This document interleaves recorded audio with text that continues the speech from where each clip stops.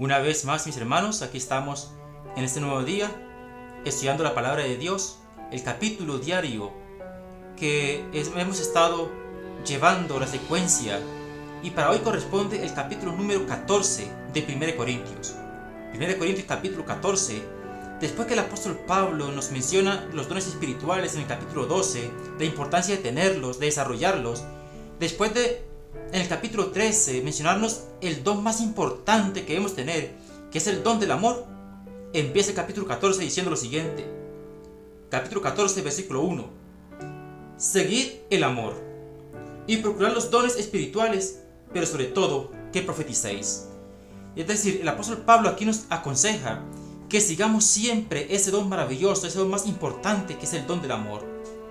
Y que además de tener también ese don del amor, procuremos ahora sí, después del amor, desarrollar los dones espirituales, tener los dones espirituales, procurar tenerlos, pedirle al Señor en oración que nos conceda esos dones, o más bien que nos muestre los dones que Él nos ha concedido para que podamos desarrollarlo en su obra. Pero el primero de ellos es seguir el amor, tener el amor en nosotros.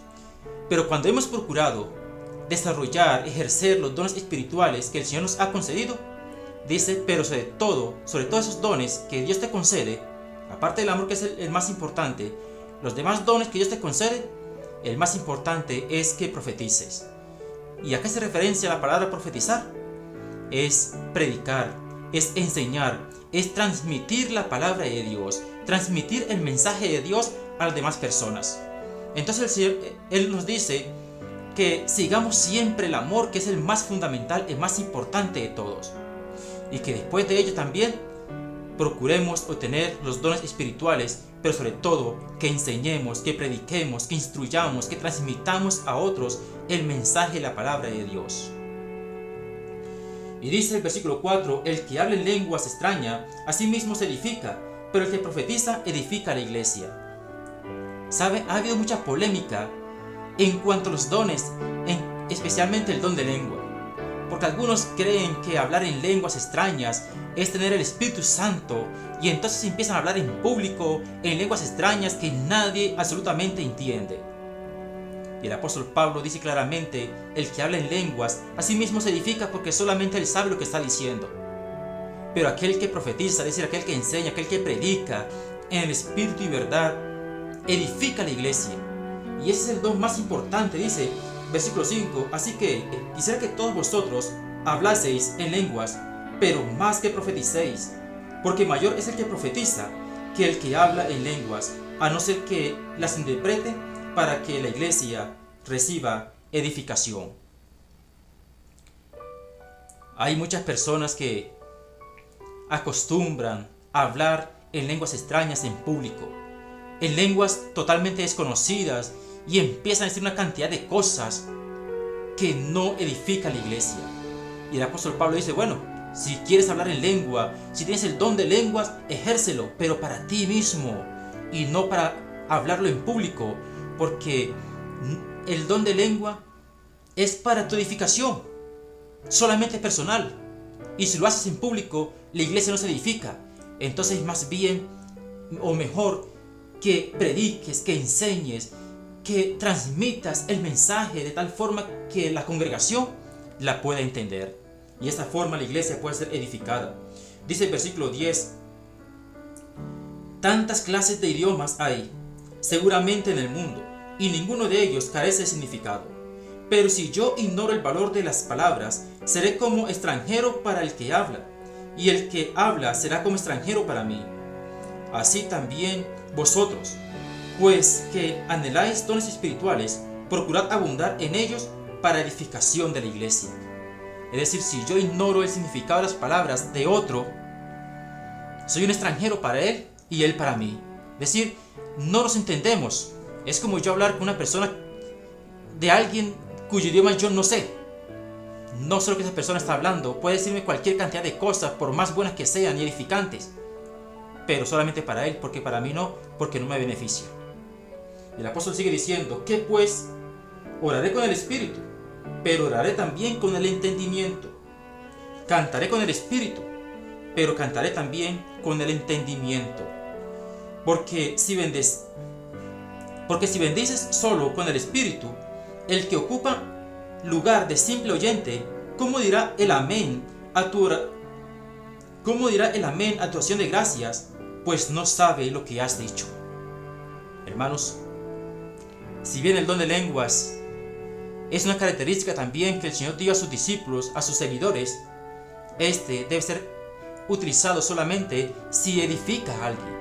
Pero si alguien queda perdido en cuanto a lo que está diciendo, tus palabras, todo lo que digas en lenguas extrañas, en lenguas extranjeras, será en vano, será perdido, porque la congregación no se edificó. Por lo tanto, lo que el apóstol Pablo nos invita es que cuando hablemos a la congregación, no usemos dialectos extraños, no usemos lenguas que no se pueden entender.